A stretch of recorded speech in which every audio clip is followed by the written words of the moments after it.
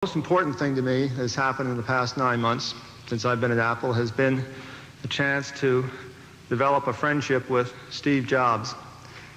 The two of us have had tremendous challenges together in leading this company, and I think the rapport that we've developed and the friendship that has resulted to me means an awful lot. Steve is our co-founder of Apple Computer.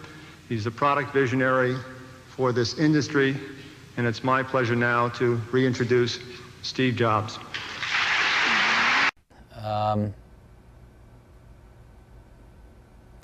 What can I say? I hired the wrong guy. That was Scully? Yeah. And he destroyed everything I'd spent 10 years working for. Starting with me, but that wasn't the saddest part. I would have gladly left Apple if Apple would have turned out like I'd wanted it to. So that's today. Developer preview number 1. And again, this is the first really wide release moving into the path of Mac OS X. The next one is going to be called Developer Preview 2. And we are going to give it to you this fall. And we then plan on shipping 10.0 early next year. So we are less than a year away from 10.0. Now, there's going to be a 12-month rollout of Mac OS X. You can't do these things overnight. It's going to be a 12-month rollout. So we are announcing it today, January 2000. Our developers have already had a few betas of the software. They're going to get another pre-release of the software at the end of this month. The final beta will go out to developers this spring. Mac OS X will be on sale as a software product starting this summer, and we will be preloading it on all machines a year from now. We're on track to ship a public beta of Mac OS X in September, I think the very early part of September. And we are on track to release Mac OS X very early in 2001, and it's looking great. So let's get the schedule. When can I buy Mac OS X?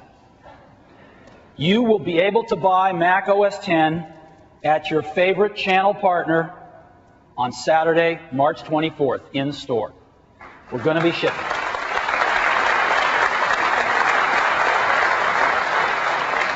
We are taking the last several weeks to make sure this thing is absolutely solid. We're feeling very, very good about it right now. Saturday, March 24th. Now, what about the future? Well, we're at 2 gigahertz today. IBM and Apple are today announcing that within 12 months, we'll be at 3 gigahertz. 3 gigahertz processor clock, that's up 50% within 12 months. And so, believe me, this architecture has legs. So these are the new Power Macs. Now, I want to talk about 2.5 gigahertz because I stood up here a year ago and said we'd have 3 gigahertz within a year. What happened? What happened was the G5, as you know, is a very complex chip. And in the semiconductor industry, to make things run faster, they've traditionally shrank the geometries. And so the PowerPC was being made in 130 nanometer geometries, and in the last year, the semiconductor industry has gone from 130 nanometer to 90 nanometer, expecting everything would just get faster. No problem. It hit the wall. The whole industry hit the wall at 90 nanometer, and it's been a lot harder than people thought. What we might have done, and I think what everybody else will do, we could have taken our iMac and taken a hacksaw to it, just chopped off the back. So we're going to put a flat display on the front. Who needs the back? There it is. The new iMac, ladies and gentlemen. But there are some problems with this. There are some fatal flaws in this approach. With the flat screen in the front, you notice it's not very flat anymore, is it? Because we've glommed the back on with all the rest of the stuff. There's nothing flat about this computer. But the other problems go deeper. We have to put the logic board parallel to the display in back of it, which means the connectors come out on the side, making the worst kind of cable mess right in front of your eyes. And even worse, we have to turn the drives on the side. And in particular with the optical drives, they can't run at full speed on the side. We have to slow them way down. The performance goes way down when you turn them on their sides. And you could never fit a super drive in here. So this approach is far less than great, and we rejected it. It's a fantastic computer. I think it's the ultimate desktop architecture, because when you have these large flat displays, what better place to put the computer than right behind the display? You can put the optical drive, the hard drive, the power supply there too, and make a beautiful compact package with the whole computer in it, and then float it on a beautiful, elegant stand. These products are wrong. We think that video may be the wrong direction to go, and to kind of capture how we feel about our competitors making these products and putting all this engineering into these products with video, I reminded of this.